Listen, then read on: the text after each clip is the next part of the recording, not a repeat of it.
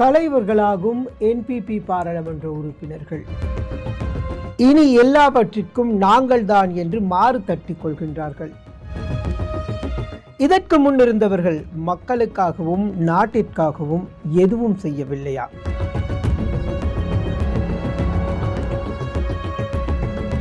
மகுடம் டிவி சொந்தங்களுக்கு வணக்கம். இது நோ டாபிக். நான் உங்கள் சீகு. ஒவ்வொரு வாரமும் அல்லது ஒவ்வொரு நாளும் ஒவ்வொரு காலகட்டத்திலும் நிறைய விடயங்களை பேசு பொருளாக மாற்றி அது தொடர்பில் நாங்கள் நோ டாபிக்கினூடாக பேசி கொண்டிருக்கிறோம். இன்றைக்கு பார்த்தீங்கன்னு சொன்னால் ரொம்ப சுவாரஸ்யமான ஒரு விஷயம். நான் ஆரம்பத்தில் நிகழ்ச்சி முன்னோட்டத்தில் சொல்லியிருந்தேன். இப்போ இந்த என்பிபி பற்றிய சில கருத்துக்களை தான் இன்றைக்கு நான் நோ டாபிக்கில் பேச போகிறேன். இல்லை, அதில் தெரிவு செய்யப்பட்டு பாராளுமன்றத்திற்கு வந்திருக்கக்கூடிய பாராளுமன்ற உறுப்பினர்களினுடைய ஏற்பாடுகள், கருத்துக்கள், அந்த தாங்கள் தான் என்ற அந்த என்ன சொல்றது மமதை, அந்த மமதையில பேசக்கூடிய வார்த்தைகள், மார்த்தட்டி கொள்ளும் விடயங்கள், இப்படி நிறைய விஷயங்களை நாங்கள் பேசலாம். கடந்த வாரம் பாராளுமன்றத்தில் கடந்த செவ்வாய்க்கிழமை ஆரம்பித்தது, வெள்ளிக்கிழமை நேற்றுடன் பாராளுமன்றம் நிறைவடைந்திருக்கிறது. இந்த காலகட்டத்தில் சிலருடைய கருத்துக்கள், சிலருடைய பேச்சுக்கள், இவங்க ஆகாயத்திலிருந்து கீழே குதித்தாங்களா, இல்ல மமதையில பேசுறாங்களா, இல்ல மமதையில செயற்படுறாங்களா என்கின்ற ஒரு எண்ணம் எங்களுக்கு தோணுது. குறிப்பா பார்த்தீங்கன்னு சொன்னா முதல்ல இந்த விவகாரத்துக்கு வரலாம். இப்போ அண்மையில அஸ்லாம் எம்பி இருக்கிறார் இல்லையா, குருநாகலை மாவட்டத்தினுடைய அஸ்லாம் எம்பி பாராளுமன்றத்தில் சொல்லியிருந்தாரு, நாங்க 8 பேரும் தான் இதற்கு பிறகு முஸ்லிம் மக்களினுடைய பிரதிநிதிகள், நாங்க தான் முஸ்லிம் மக்களை பிரதிநிதித்துவப்படுத்த போறோம், நாங்க தான் முஸ்லிம் மக்களுக்கு எல்லாம் செய்ய போறோம் அப்படின்ற ஒரு திமிரான ஒரு பேச்சு. அதே போல பாத்தீங்கன்னு சொன்னா ஃபஸ்மின் எம்பி நினைக்கிறேன், கம்பளையை பற்றி பேசியிருந்தாரு. இவரும் கூட நிறைய விஷயங்கள், முதல்ல ஐயா பாராளுமன்றத்தில் எப்படி பேசுறதுன்றது இவர்களுக்கு தெரியுமா தெரியாதா, இல்ல நாம சொல்லிக் கொடுக்கணுமான்றதை கொஞ்சம் சிந்திக்கணும். இப்போ இவங்க எல்லாரும் சேர்ந்துதான் முஸ்லிம்களினுடைய உரிமைகளை பாதுகாக்க போறாங்களாம். இவங்க எல்லாரும் சேர்ந்துதான் முஸ்லிம்களினுடைய உரிமைகளை பற்றி பேச போறாங்க. முதல்ல நான் இந்த அஸ்லாம் எம்பி காணொலி இருக்கிறது, அதுல கொஞ்சம் பாருங்க, பார்த்துட்டு வாங்க மற்ற விஷயங்களை பேசலாம். குறிப்பிட்ட ஒரு நபரை எமது வெளிநாட்டு அமைச்சு தீர்மானித்து அவர் சம்பந்தமான தகவலை எடுக்கும்போது அவரை அந்த இடத்துக்கு அப்பாயின்மெண்ட் கொடுக்க முடியாத சூழ்நிலை வந்தது. பிறகு இன்னொரு நபரை அந்த இடத்துக்கு நாங்கள் போட வேண்டும். அந்த சந்தர்ப்பத்தில் அந்த நேரத்தில் இருக்கக்கூடிய அந்த தரத்துக்கு போகக்கூடிய ஒருவரை தீர்மானிக்க வேண்டிய நிர்பந்த நிலை வெளிநாட்டு அமைச்சுக்கு வந்தது. ஆனால் ஜித்தான்ற நேரத்துக்கு செல்ல வேண்டியவர் நிச்சயமாக ஒரு முஸ்லிம் நபர், ஹஜ் யாத்திரையோடு தொடர்பானது. ஹஜ் யாத்திரைக்கு மக்காவுக்கு முஸ்லிம் அல்லாதோரை அந்த இடத்துக்கு போய் அதுக்குரிய ஏற்பாடு செய்யக்கூடிய ஒரு கஷ்டமான நிலைமை. நாங்கள் 8 பேரும் பாராளுமன்ற உறுப்பினர்கள் 8 பேரும் ஒன்றாய் சேர்ந்து நாங்கள் எமது வெளிநாட்டு அமைச்சோட பேசினோம். பேசிய பிற்பாடு அவர்கள் அந்த நிலையை உணர்ந்து கொண்டார்கள். எனவே எங்களுக்கு இந்த 8 பேருடைய ஒற்றுமையும் 8 பேருடைய செயற்பாடும் நிச்சயமாக இந்த நாட்டுக்கும் இந்த நாட்டில் உள்ள முஸ்லிம்களுக்கும் ஒரு சிறந்த ஒரு எதிர்காலத்தை, முஸ்லிம்களுக்கு ஒரு பொருத்தமான சூழல் உருவாக்கி கொடுக்க முடியுமான ஒரு சக்தி எங்களுக்கு உள்ளது. நாங்கள் அரசாங்கத்தோடு நாங்கள் சேர்ந்து கைகோர்த்து நாங்கள் இவர்களுடைய வாழ்க்கை தத்துவத்திற்காக பாடுபடுவோம் என்று. ரைட், அது அஸ்லாம் எம்பி சொன்ன ஒரு விஷயம். குறிப்பா இதற்கு முன்னர் இலங்கையில இருந்த தலைவர்கள் அல்லது முஸ்லிம் சமூகத்திற்கு பொறுப்பான தலைவர்கள் அல்லது முஸ்லிம் தலைவர்களாக தெரிவு செய்யப்பட்டு வந்தவங்க இந்த நாட்டுக்காகவும் இந்த சமூகத்திற்காகவும் ஒன்றுமே செய்யல அப்படின்னு சொல்றீங்களா, நினைக்கிறீங்களா? இல்ல செய்யலன்னு சொல்லி நினைக்கிறீங்களா? எனக்கு தெரிஞ்ச காலத்திலிருந்து HM அஸ்ரப் அவர்கள் தொடக்கம், ஏன் ரவுஃப் ஹக்கீம், ரிஷாட் பதூர்தீன், அதுக்கப்புறம் அப்படியே வந்த பாக்கிர் மாக்காரா இருக்கட்டும், அல்லது இப்போ அசாத் அலி வரைக்கும் எல்லா தலைவர்களும் அல்லது பாராளுமன்றத்திற்கு போனவங்க எல்லாருமே முஸ்லிம்களுடைய உரிமைகளை பற்றி பேசி இருக்கிறாங்க. முஸ்லிம்களுக்காக நிறைய போராடி இருக்கிறாங்க. முஸ்லிம்களுடைய உரிமையை பெற்றுக் கொடுக்க நின்று இருக்கிறாங்க. இப்படி நிறைய விஷயங்களை செய்த தலைவர்களை முஸ்லிம் தலைவர்களை அஸ்ரப் செய்யாததா, HM அஸ்ரப் செய்யாத விடயங்களா? இல்ல தனிப்பட்ட வாழ்க்கை யார் யாரையும் நம்மளுக்கு தேவையில்லை, சமூகத்திற்காக என்ன செஞ்சாங்க அப்படின்றது தான் நம்முடைய கருத்தாக இருக்கணும். இப்போ என்பிபியில் உள்ள முஸ்லிம் உறுப்பினர்களா, இதுல தமிழ் உறுப்பினர்கள் கூட இருக்கிறாங்க. பழச மறந்து பழைய விடயங்களை மறந்து பேசக்கூடிய பலர் இருக்கிறாங்க. அது நேற்றைய தினம் பாராளுமன்றத்தில் பார்த்திருந்தோம். பிரதி அமைச்சர் பிரதீப்பினுடைய பேச்சை பார்த்திருந்தோம், அம்பிகாவினுடைய பேச்சை பார்த்திருந்தோம், பாராளுமன்ற உறுப்பினர் அம்பிகாவினுடைய பேச்சை பார்த்திருந்தோம். ஏன் சௌமியமூர்த்தி தொண்டமான் இந்த நாட்டுக்கு ஒன்றும் செய்யலையா? சௌமியமூர்த்தி தொண்டமான் மலையக மக்களுக்கு எதுவும் செய்யலையா? என்ன என்னங்க நேத்து பெய்ஞ்ச நேத்து பெய்த மழையில முளைச்ச காளான் அப்படின்னு சொல்றாங்க.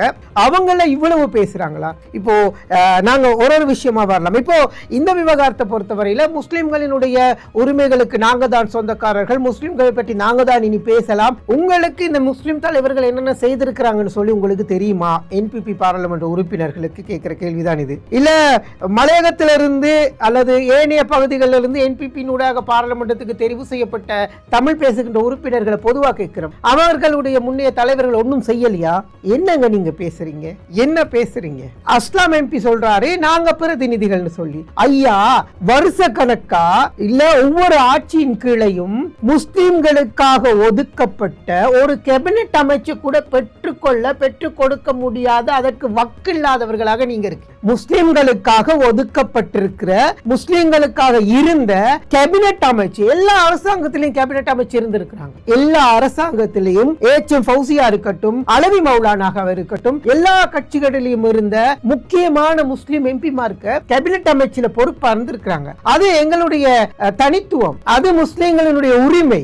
இது நாங்க ஏன் உங்களுக்கு முஸ்லிம் ஒருத்தருக்கு கேபினெட் அமைச்சு கொடுக்கலன்னு சொன்னா, எல்லா மதமும் எங்களுக்கு சம்மதம், எல்லா இனமும் எங்களுக்கு இனம், அது அமைச்சுகள் கொடுத்து தான் நிரூபிக்க வேண்டும் அப்படின்ற கருத்துக்கள் பரவலாக சொல்றீங்க. ஒரே ஒரு பிரதி அமைச்சர் பதவி முனீர் முலாஃபருக்கு வழங்கப்பட்டிருக்கு. அதை வச்சு என்ன நாக்கா வலிக்க முடியும்? பேசுறதுக்கு நிறைய வக்கனையா பேசுறதுக்கு தெரிஞ்ச உங்களுக்கு, வாய்ஸ் அவுடால் விட தெரிஞ்ச உங்களுக்கு, நம்ம எல்லா கட்சிகளிலும் எல்லா அரசாங்கத்திலும் இருந்த எங்களுக்கான ஒரு கேபினெட் அமைச்சர் பதவியை கூட நீங்க பெற்றுக் கொடுக்காம எப்படிங்க மாறு தட்டி கொள்ளுவீங்க? இந்த இருக்கக்கூடிய 8 பாராளுமன்ற உறுப்பினர்கள் அல்லது 11 பாராளுமன்ற உறுப்பினர்கள் நாங்கள் தான் முஸ்லிம்களினுடைய பிரதிநிதிகள். உங்களுக்கு என்ன தகுதி இருக்கு முஸ்லிம்களுடைய பிரதிநிதிகளாக நீங்க எல்லா முஸ்லிம்களையும் சேர்த்து வைத்து பேசுறதுக்கு? முதல்ல உங்களுக்கான உரிமைகளை உங்களை மக்கள் பாராளுமன்றத்துக்கு எதுக்கு அனுப்பி இருக்கிறாங்கன்றத மறந்து பேசுறீங்க. கம்பளை பற்றி பேசுறாரு ஃபஸ்மின் எம்பி, இவர் அஸ்லாம் எம்பி ஒரு பக்கம் பேசுறாரு, இன்னும் இருக்கக்கூடிய அங்கங்கால வந்தவங்க பேசுறாங்க, பிரதி அமைச்சர் முனீர் முலாஃபர் என்னமோ பேசுறாரு. நாங்க ஊடகவியலாளரா கேட்கிற நேரம் எங்களுக்கு என்ன பதில் சொல்றாங்க? எந்த ஒரு தெரிவுக்குழுவுலையும் முஸ்லிம் தலைமைத்துவம் இருக்குதா? கடந்த பல அரசாங்கங்களில் இது இருந்திருக்கு. உங்களுடைய என்பிபி அரசாங்கத்துல இந்த முஸ்லிம்களுக்கான பிரதிநிதித்துவம் குழுக்கள்ல கொடுத்திருக்கிறீங்களா? இல்ல அமைச்சரா வச்சிருக்கிறீங்களா? என்ன பண்ணிருக்கீங்க? கேட்டா அதற்கு தகுதியானவர்கள் இல்லை அப்படின்ற கருத்தை சொல்றீங்க. உங்களுக்கு தெரியுமா இலங்கையில படிச்ச முஸ்லிம்கள் இல்லைன்னு சொல்லி? உங்களுக்கு தெரியுமா இலங்கையில எவ்வளவு தூரம் நீங்க தேடுறது இல்லை. ஏதோ ஒரு ஆளுநரை நியமிச்சுட்டு, ஒரு ஆளுநரை மட்டும் நியமிச்சுட்டு ஏன் நாங்க ஆளுநரை அனுப்பிச்சிருக்கிறோம்? அப்ப இதுக்கு முதல்ல உள்ள அரசாங்கங்கள் ஆளுநர்கள் இருக்கலையா? முஸ்லிம்கள் ஆளுநர்களா வரலையா? உங்க அரசாங்கத்துல மட்டும்தான் ஒரு முஸ்லிம் நீங்க ஆளுநரா நியமிச்சிருக்கிறீங்களா? கடந்த காலங்கள்ல ஆளுநர்களா இருந்தது இல்லையா? ஏன் ஆளுநரா நியமிச்சா ஒரு கேபினெட் அமைச்சு பதவி வழங்க கூடாதா? கடந்த அரசாங்கங்கள்ல வழங்கலையா? ஈச்சப்பழத்துக்கே வரியார விடுற அரசாங்கமாக நீங்க இருந்தீங்க. ஏதோ கேபினெட்ல போயிட்டு அமைச்சர் சொல்றாரு நாங்க வரி விலக்கு வழங்குறோம், அது வழங்குறோம், இது வழங்குறோம்னு சொல்லி முஸ்லிம்களுக்காக, முஸ்லிம்களின் உரிமைகளுக்காக போராடினவங்க, குரல் கொடுத்தவங்க, களத்தில் இறங்கினவங்க எத்தனையோ தலைவர்கள் இருக்கிறாங்க. நான் அதான் சொன்னேன். அஷ்ரஃபா, ஏஎச்எம் அஷ்ரஃபா இருக்கட்டும், அஷ்ரஃபா இருக்கட்டும், ஃபௌசியாக இருக்கட்டும், அலை மௌலானாக இருக்கட்டும், அல்லது நம்மளுடைய அசாத் சாலியாக இருக்கட்டும், ரவுஃப் ஹக்கீமாக இருக்கட்டும், ரிஷாத் பதுர்தீனாக இருக்கட்டும், இம்தியாஸ் பாக்கிர் மாக்காரா இருக்கட்டும், இல்ல அதற்கு தாண்டிய அதற்கு இன்னும் நிறைய பட்டியல் இருக்கு. எனக்கு தெரிஞ்ச பட்டியலை நான் சொல்றேன். யாரையும் இழிவா பேசல. ஆனா ஒரு பாராளுமன்ற உறுப்பினரா தெரிவு செய்யப்படுறவர் ஒரு பாராளுமன்றத்திலேயாவது எப்படி பேசணும் என்றது இருக்கு. ஒன்னும் நம்மளுக்கு தெரிஞ்ச தமிழ் மொழியில பேசணும், இல்ல சிங்கள மொழியில பேசணும், இல்ல ஆங்கில மொழியில பேசணும். எந்த மொழியிலையும் நம்மளுக்கு பேச்சு வரல, எந்த மொழியிலையும் நம்ம பேசலன்னா எதுக்குங்க நாங்க பாராளுமன்றம் போறோம்? தேங்காய் உரிக்கவா இல்ல தேங்காய் திருவவா? அதுக்கான கட்டையும் நான் உங்களுக்கு தரேன். பாராளுமன்றத்தில் பேசப்பட்ட அதற்கான கட்டையும் உங்களுக்கு நான் பிளே பண்றேன். உண்மையில் விளங்குகின்றது.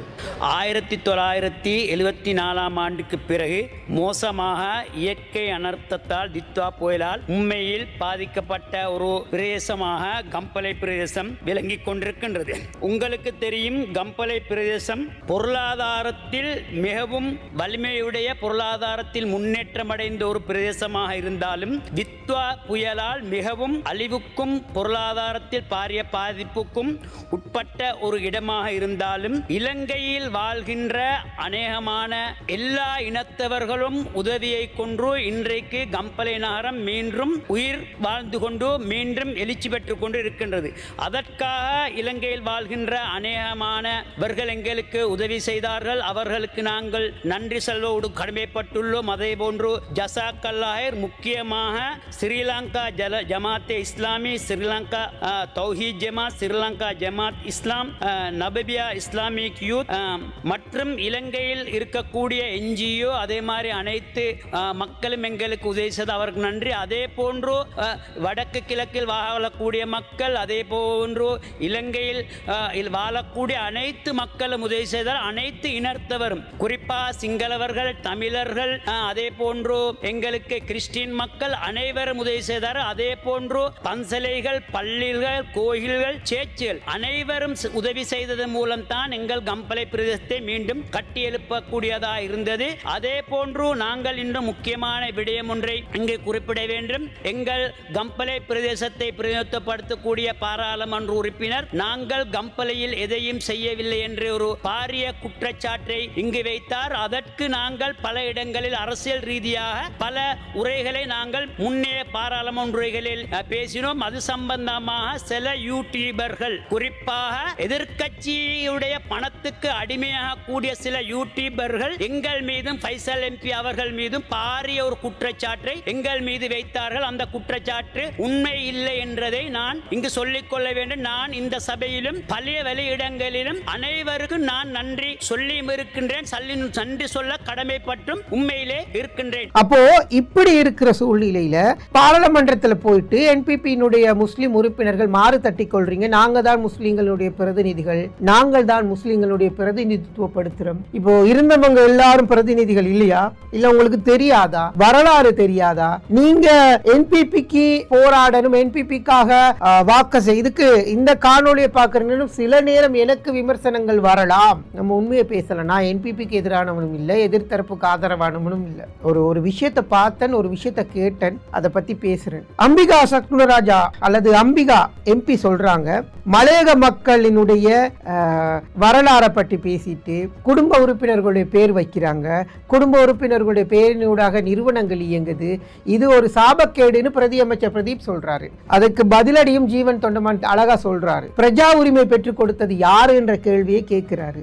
இல்ல மலையகங்களுக்கான உரிமைகளை பெற்றுக் கொடுத்தது யாருன்னு சொல்றாரு. ஆறுமுகன் தொண்டமார் என்ன செஞ்சாரு, அப்புறம் சௌமியமூர்த்தி தொண்டமான் என்ன செஞ்சாரு, என்ன மக்களுக்காக செய்தாங்க அப்படின்ற விஷயங்கள் எல்லாம் சொல்றாங்க. இப்போ இந்த தட்டுக்குட்டி அரசியலுக்கு வந்தவங்க இருக்கிறாங்க இல்லையா? இப்போ உண்மையா சொல்றேன், நான் இந்த NPP பாராளுமன்றத்தில் இருக்கக்கூடிய உறுப்பினர்களை விட நிறைய அரசியல் பற்றி பேசினால், அரசியலை பற்றி தெரிஞ்சால், அரசியலை பற்றி படிச்சால், அரசியல் நிகழ்ச்சிகள் செய்தன்னு இன்னும் செஞ்சு கொண்டு தான் இருக்கிறேன். சோ இதுக்கெல்லாம் நான் ஒரு முன்கூட்டியே ஆயத்தம் செய்வேன். நான் படிப்பேன், ஒரு விஷயத்தை தேடுவேன், தேடிட்டு தான் அதுக்கப்புறம் அதை பத்தி பேசுறதோ கேட்கறதோ எது பண்ணாலும் இந்த தட்டுக்குட்டி அரசியல் இருக்கிறாங்க இல்லையா? ஆரம்பத்தில் இந்த கடந்த ஒரு வருஷம் தான் பாராளுமன்றம். இதுக்கு முதல்ல அவங்க அரசியல் என்னன்னு தெரியாது, வந்து உட்கார்ந்துட்டு வாய்க்கிலேயே பேசுறது. ஆனா எதை பத்தியும் அறிவில்லை, எதை பத்தி மக்களை உசுப்பேத்தி விடுறது. இப்படி பேசி பேசி பேசி பேசி தான் மக்களை உசுப்பேத்தி விடுறது, இல்ல வேற வேற பிரச்சனைகளை கிண்டி விடுறது. இப்படிதான் தங்களுடைய இருப்பை தக்க வச்சுக்கொள்ள இப்படி எல்லாம் செய்யறது. நான் யாருக்கும் ஆதரவானவன் இல்ல. அதனால சொல்றேன், முதல்ல நீங்க யாருடைய பிரதிநிதியா இருக்க விரும்புறீங்களோ அவங்களுக்காக என்ன செய்திருக்கிறீங்கன்றதை மட்டும் பாருங்க. அவங்களுக்காக என்ன செய்திருக்கிறீங்க, அவங்களுக்காக என்னத்தை பண்ண போறோம், என்னத்தை பேச போறோம்ன்றத நீங்க கொஞ்சம் அறிவுபூர்வமா சிந்திங்க. சிந்தித்ததுக்கு அப்புறம் பேசுங்க. வாய்க்கு வந்தோன்னு பேசாதீங்க. முஸ்லிம்கள் உங்களுடைய பிரதிநிதிகளாக ஏற்றுக்கொண்டாங்களா? வாக்களிச்சிருக்கிறாங்க, பாராளுமன்றம் அனுப்பி இருக்கிறாங்க. உங்களுடைய பிரதிநிதித்துவம் முஸ்லிம்களுக்கு எவ்வளவு தூரம் இருக்குன்றத கடந்த ஒரு வருடத்துல முஸ்லிம்கள் புரிஞ்சு கொண்டிருக்கிறாங்க. நல்லாவே முஸ்லிம்கள் இதை பத்தி தெரிஞ்சிருக்கிறாங்க, நல்லாவே முஸ்லிம்கள் இதை பத்தி பேசுறாங்க. எத்தனை இப்ப நீங்களே சொல்றீங்க 8, 9, 10 பேர் இருக்கிறோம், இல்ல 11 பேர் இருக்கிறோம் என்று சொல்றீங்க. ஒரு அமைச்சு பொறுப்பை வாங்க முடியல உங்களால. அங்க எழுதி கொடுக்கறத நீங்க இங்க பேசுறீங்க. ஒரு குழுக்களினுடைய தலைவரா ஒரு முஸ்லீமை நியமிக்க முடியல. இவ்வளவு காலம் இலவசமா வழங்கப்பட்ட ஈச்சப்பழத்துக்கே வரி விதிக்கிற நீங்க முஸ்லிம்களினுடைய பிரதிநிதிகளான உங்களை நீங்களே கேட்டுக்கொள்ளுங்க. உங்களை தட்டி உங்களுடைய மாற தட்டி நீங்களே கேட்டுக்கொள்ளுங்க. இவ்வளவு பேர் இவ்வளவு தியாகம் செய்திருக்கிறாங்க, முஸ்லிம்களுக்காக சிறைக்கு சென்றிருக்கிறாங்க, முஸ்லிம்களுடைய உரிமைகளுக்காக போராடி இருக்கிறாங்க, முஸ்லிம்களுடைய பிரச்சனைகளை சீண்டி விட்ட நேரம், கலவரங்களை ஏற்படுத்தின நேரம் களத்துல போயிட்டு போராடி இருக்கிறாங்க, அரசாங்கத்தை விட்டு வெளியில வந்திருக்கிறாங்க, அரசாங்கத்திற்கு எதிராக முஸ்லிம்களுக்கு எதிராக அநீதிகள் நடக்கிற நேரம் அரசாங்கத்துல போயிட்டு குரல் கொடுத்திருக்கிறாங்க, அரசாங்கத்தை விட்டு வெளியில வந்திருக்கிறாங்க, எவ்வளவோ பண்ணி இருக்கிறாங்க. நான் யாருக்கும் சார்பானவன் அல்ல.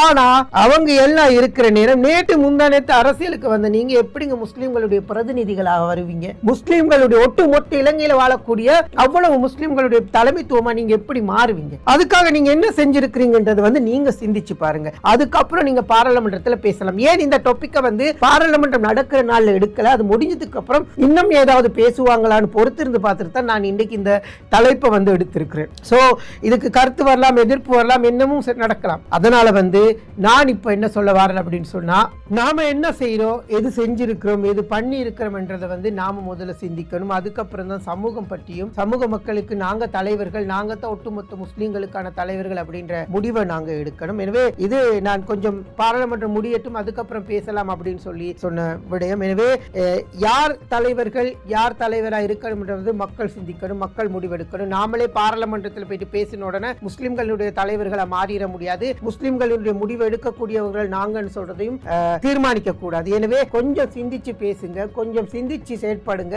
நம்ம ஆளும் கட்சியில இருக்கிறோம்னு சொல்லி எதிரணியில உள்ளவங்க எதுவுமே பண்ணல, எதுவுமே செய்யல என்ற குற்றச்சாட்டுக்களை நேரடியா வைக்காதீங்க. செய்ததுன்னு சொல்லுங்க. உங்களுடைய அரசியல் நீங்க செய்ய பிரச்சனையே இல்லை. விமர்சனங்களை சரியா விமர்சிங்க. அதுதான் உங்களுக்கும் நல்லது, எதிர்கால சந்ததியினருக்கும் நல்லது. இல்ல நீங்க தலைவராக போறேன்னு சொல்றீங்க இல்ல ஒட்டுமொத்த முஸ்லிம்களுக்கு, அப்போ அந்த தலைமைத்துவத்திற்கும் அதுதான் நல்ல ஒரு பண்பாக இருக்கும். இப்போ இந்த விவகாரத்தை நான் ஏன் பேசணும்னு சொன்னா, எனக்கு இந்த பாராளுமன்ற இந்த உரையை கேட்கிற நேரம் ஏதோ மாறி இருந்து, அப்ப இதுக்கு முதல்ல வந்தவங்க எதுவும் செய்யலையா அப்படின்ற ஒரு யோசனையை நான் யோசிச்சிருந்தேன். எனவே நிறைய தலைவர்கள் இஸ்லாத்துக்காகவும் முஸ்லிம்களுக்காகவும் அரசாங்கத்திலிருந்து வெளியில வந்திருக்கிறாங்க, போராடி இருக்கிறாங்க, சகல வேலைகளையும் செய்திருக்கிறாங்க. நன்றி மறப்பது நன்றன்று. அதனால நன்றி மறவாதீங்க. நீங்களும் அப்போ ஒரு முஸ்லிம் பிரதிநிதியா பாராளுமன்றத்துக்கு வரல, முஸ்லிம் ஒரு சமூகத்தில் ஒரு நபரா நீங்க வாழ்ந்திருக்கிறீங்க. மறந்துட்டு பேசாதீங்க, மறந்துட்டு நடந்துக்கிறாதீங்க. மலையகம் பத்தி பேச இருக்குது, அது அடுத்த நோ டாபிக்ல நான் பேசுறதுக்கு தயாராக இருக்கிறேன். சோ உங்களுடைய கருத்தை பதியுங்க. இந்த ஒட்டுமொத்த முஸ்லிம்களினுடைய பொறுப்பு என்பிபி கையில இருக்குன்னு சொல்றாங்க, அது உண்மையா பிழையா? ஒட்டுமொத்த முஸ்லிம்களுக்காகவும் ஏற்கனவே இருந்த தலைவர்கள் ஒன்றுமே செய்யவில்லையா? முஸ்லிம் தலைவர்கள் இதற்கு முன்னர் பாராளுமன்றத்தில் கட்சிகளுடைய தலைவர்களாக இருந்தவர்கள், கட்சிகளுடைய பிரதிநிதித்துவப்படுத்துகின்ற படுத்திக் கொண்டு இருக்கக்கூடிய முஸ்லிம் தலைவர்கள் முஸ்லிம் சமூகத்திற்காக ஒன்றுமே செய்யலையா? அதை உங்களுடைய கருத்தா பதியுங்க. உண்மையை மட்டும் பேசுங்க. செய்திருந்தா செய்திருக்காங்கன்னு சொல்லுங்க, இல்லன்னு சொல்லுங்க. இல்ல கட்சி அரசியலை போக்கஸ் பண்ணி கொண்டு சேறு பூசுற வேலைகள் தேவையில்லை. அதனால மக்கள்கிட்ட கேட்கிற கேள்வி, இப்போ என்பிபியினுடைய அஸ்லாம் எம்பி சொல்லி இருக்கிறாரு, தாங்கள் தான் முஸ்லிம் மக்களுடைய பிரதிநிதிகள், தாங்கள் தான் முஸ்லிம் மக்களுடைய முடிவுகள் எடுக்க போறோம் அப்படின்ற மாதிரி பேசி இருக்கிறாரு. இதை நீங்க ஏற்றுக்கொள்றீங்களா? இதற்கு முன்னர் இருந்த இஸ்லாமிய முஸ்லிம் தலைவர்கள் எந்த முடிவுகளை மக்களுக்காக எடுக்கவில்லையா? மக்களுக்காக போராடவில்லையா? வீதிக்கு இறங்கவில்லையா? இல்ல மக்களுடைய உரிமைகளை பெற்றுக் கொடுக்கிறதுக்கு நடவடிக்கை எடுக்கவில்லையா? அது தொடர்பில் உங்களுடைய கருத்துக்களை பதியுங்க. இன்னொரு நோ டாபிக்கினூடாக சந்திக்கலாம். விடைபெற்றுக் கொள்கின்றேன். நன்றி, வணக்கம்.